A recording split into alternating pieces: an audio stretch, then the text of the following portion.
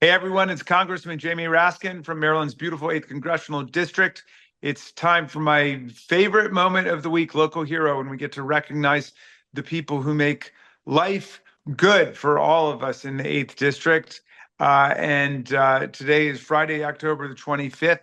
We've got two amazing local heroes for you. Captain Josh Kurland from Montgomery County Fire and Rescue Service and Captain David Hutchinson, also from Montgomery County Fire and Rescue Service. Captain Kurland was the Maryland Task Force 1 task force leader of the team that went down to help the victims of Hurricane Helene in Georgia and North Carolina. He's been with Montgomery County Fire and Rescue since 2008. He's currently a captain at Fire Station number 40 in Olney. He joined Task Force 1 in 2010 as a canine handler. He's worked closely with the canines. He's been partnered with two Labrador retrievers who specialized in detecting live human scent in collapsed buildings. He served as the Task Force Canine Coordinator for 5 years and as a search team manager before being named a task force leader. He's been in a number of different deployments, most notably Hurricane Maria, Ida, and now Helene, which is why we're recognizing him this week, along with Captain David Hutchinson, who's been 11 years with Montgomery County Fire and Rescue, currently assigned as a float captain, the 1st Battalion on the B shift. He's been a member of Maryland Task Force 1, FEMA Urban Search and Rescue since 2017, holding positions of rescue specialist, rescue squad officer, heavy equipment rigging specialist, water rescue specialist, and currently assistant rescue team manager.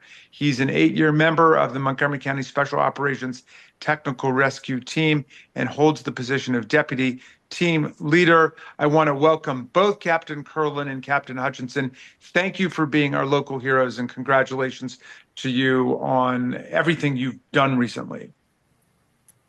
Thank you for having us. Appreciate it. Thank you very much, Congressman. I know people are very eager to hear about the experience of Task Force 1 down there. As I understand it, Task Force 1 is made up mostly of people from Montgomery County, but there are also people from DC and Prince George's. Is that right? Yes, that's correct. Montgomery County Fire Rescue is considered the sponsoring agency. And then we have partner agencies, and that includes Washington, D.C., Prince George's County, Howard County, Frederick County. And then we also have civilian partners as well. And those are usually the team's doctors, structural engineers, and also some canine handlers. So, Captain Kurland, you led the team down there in the immediate aftermath of Hurricane Helene, or did you actually go down before it made landfall? So we were down there before landfall. FEMA likes to get us in place in a safe location so we can be a quick reaction force for when the storm actually strikes. So we were activated on a Wednesday with the storm scheduled to hit Florida on a Thursday evening or afternoon. So we were in Macon, Georgia, prior to the storm. And so what was your activity in Georgia like before you were redeployed to North Carolina? So the storm hit in the Big Bend area of Florida, and we were staging in Macon, Georgia. We got woken up at 4 a.m. Just after the storm made landfall, and they told us there was a collapsed building in Valdosta, Georgia. So we worked in Valdosta for 2 days, searching buildings. That's a city that has a lot of tree canopy throughout the entire city, and that was a real wind event there, where it was trees into houses, trees into buildings, and a lot of power lines down. So we operated in Valdosta for 2 days, and the state of Georgia said that we had concluded our mission there, and FEMA redeployed us to North Carolina because they had a lot of flood damage there. Were you in the Asheville area? Yeah, so we operated in Haywood County, which is west of Asheville, for 2 days. And then once we completed our operations there, they moved us to Buncombe County, which surrounds Asheville. And we were just east of Asheville where we were working. And we were there, I don't know, for another 8 days or so. Yeah. We have family friends from Asheville who came to stay with us over the last few weeks because everything was such a wreck. Describe to us what you saw when you got there and what the conditions were like. Yeah, so in like I said, in Valdosta, it was a wind event and it was trees. In Asheville and the areas around it, it was really a water event that just any kind of river or stream was just swelled its banks and washed away houses, cars, 18-wheelers, anything you can imagine. It was a heavy flood area. And a lot of what you guys do, as I understand it, is you sort of dislodge and remove some of the wreckage that gets into the water on a roadway or under a bridge or whatever to try to keep it moving. Is that right? So we do a lot of searching. We did a lot of searching via boat and land, walking along the riverbanks and searching debris piles. And then if our dogs indicated that we there was something that we needed to search for, we did a lot of what we call delayering, which is taking debris off and searching the pile. And is that just done by hand? So we were fortunate that we can do it by hand if we have to. We have equipment that we bring with us, but also we had a lot of local assets, a lot of construction companies that FEMA utilized to use heavy equipment to help us delayer. I see. Um, Explain, if you would, but what is the relationship between these local units that you've mobilized with FEMA? So as far as Montgomery County and Maryland Task Force One goes, we're the fire department is the sponsoring agency. There's 28 FEMA urban search and rescue teams throughout the country. We're the only one in Maryland. Virginia has two. They have Virginia Task Force One out of Fairfax and Virginia Task Force Two out of Virginia Beach, as an example. But there's 28 teams dispersed throughout the country, and we get activated for events such as this. And we get there and we work for FEMA, but it's really the local jurisdictions that ask us for specific help, and we kind of go under their guidance as to what they need. So the resources come from FEMA?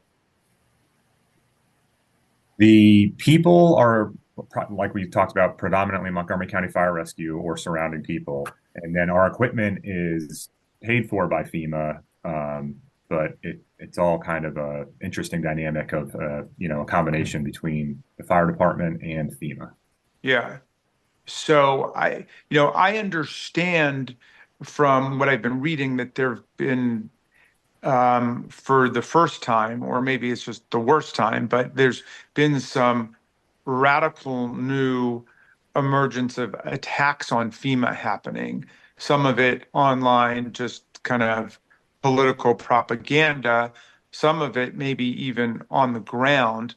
But what I'm learning from you is that when people are attacking FEMA, they're not attacking some nameless, faceless bureaucrats in Washington. They're attacking basically our people who've been deployed with other fire rescue first responders around the country to help. Yeah, I mean, I definitely heard some of that. That wasn't our experience when we were in North Carolina. We had nothing but good interactions with the public. They were glad that we were there. I know that there's definitely a political aspect to it, and when there's a disaster, people always think that not enough's being done, and there's not always truth to what's being said on the news. But just speaking for what I can speak to as far as what our experience on this deployment with Hurricane Helene, we had nothing but good interactions with the people, with the locals, and they were glad to receive our help. Yeah. And Captain Hutchinson, is that your experience too? Absolutely. Yes. We ended up in North Carolina to switch out. Normally we deploy for a 10 to 14-day period. So Captain Kurland's team of 45 individuals was working in North Carolina. Coming up on their 14 days, there was some other weather events transpiring in Florida. So we ended up sending a team of 35 down to swap out. Ended up in Georgia for a day, ultimately in Florida. And we had nothing but positive experiences with the locals as well. So the local governments are really embracing FEMA and the cooperation from both the national organization and then all of the local groups that are participating as well. Sure. Well, that's great to hear. because it was alarming to learn that, there's some people that are attacking our own rescue operation. It just doesn't make any sense. So I understand it's going to be a long haul in North Carolina with all of the flood damage and the water damage. Is that your sense of it? Yes, I would say absolutely.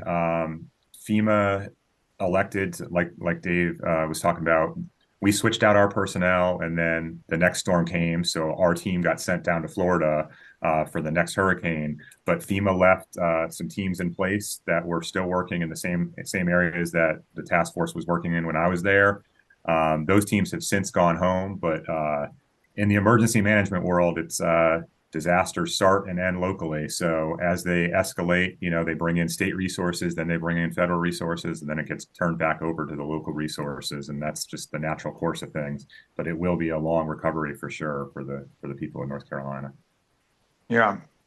Well, look, unfortunately, because of climate change, we're in a period when there are just going to be more and more extreme weather events, like the hurricanes we've seen. If there are young people who are drawn to doing the kind of work you guys are doing, what sorts of recommendations would you have for them? As far as getting on a FEMA urban search and rescue team, the best place to do it is to start with a local firehouse. Look for job opportunities to become a firefighter, and then this is kind of a specialized thing within the fire department. But your first bet is to try to join a fire department or start volunteering at a volunteer firehouse. Yeah, yeah. Well, look, Captain Kurland and Captain Hutchinson were very proud that Maryland was so well represented in the search and rescue and the first responder efforts in Hurricane Helene and in Hurricane Milton.